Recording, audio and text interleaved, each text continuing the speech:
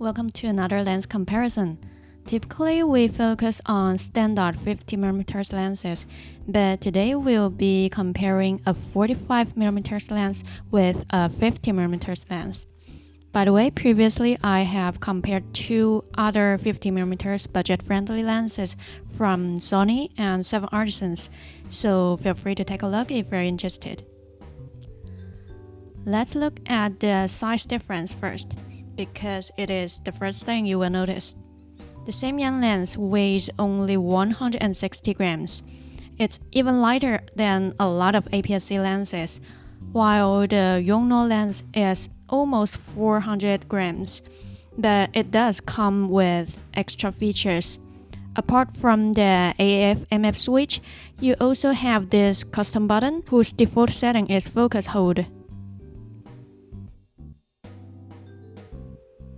Another most important thing about these two lenses is the difference between 45 and 50mm. This not only affects the field of view, but also the background separation. So here I am showing you some side-by-side photos shot with exact same settings. And you can see even though the perspective difference is not that distinct, maybe you can simply move your hands forward or backwards a little bit to get the same composition, but you get quite different background separation from these lenses, especially when you take this kind of close-up shot. The 50mm will give you more compressed background, so the bokeh looks a lot more obvious. The shape of bokeh from both lenses seem pretty round and smooth. Maybe the bokeh from the 50mm lens looks a little bit softer, but both are beautiful in my opinion. We can also observe the sharpness and details of these images. The contrast and sharpness are decent. Sometimes I think the Samyang lens look a little bit sharper, but I guess most of the time they both look pretty sharp. But it's quite obvious that this Samyang lens show purple fringing at f1.8, and it doesn't go away completely until f4. The Yongnuo lens has better chromatic aberration control. Both lenses have the minimum focus distance at 45 centimeters. It's not too bad for this focal length. At the minimum focus distance, it's a little bit difficult to focus accurately for both lenses, and the images look pretty soft. So I would suggest moving backwards a little bit. Even though they have the same minimum focus distance, but since one lens is 50mm and the other 45, at this close you can see the perspective difference is pretty obvious.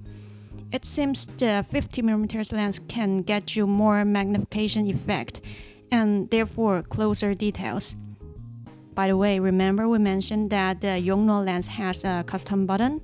The default setting is focus hold, but I'd like to set it to magnification. I found it very helpful for taking close-ups. At minimum focus distance, you might be using manual focus, and this button comes in handy. It makes the focusing workflow a lot easier.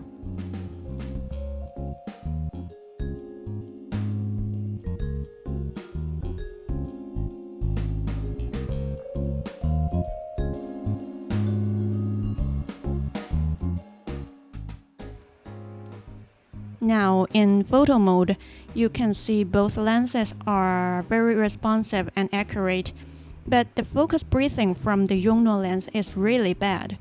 You can also listen to the focus noise.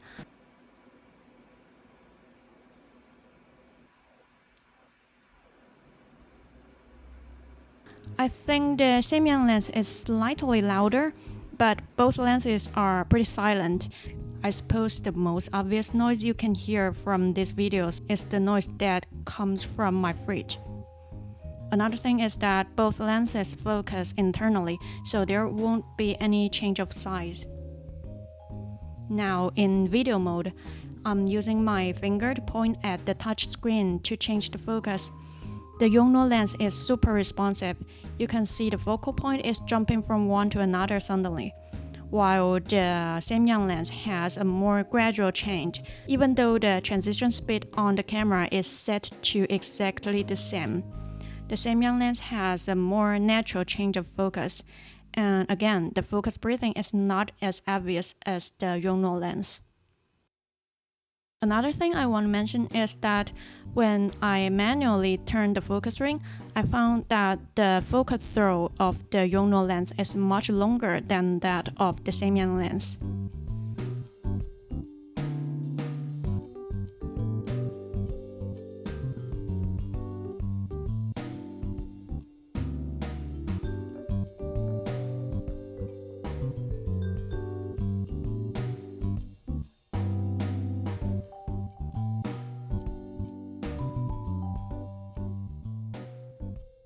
I think both lenses have amazing performance for video shooting. Here I will just show you some footages I captured from each of them.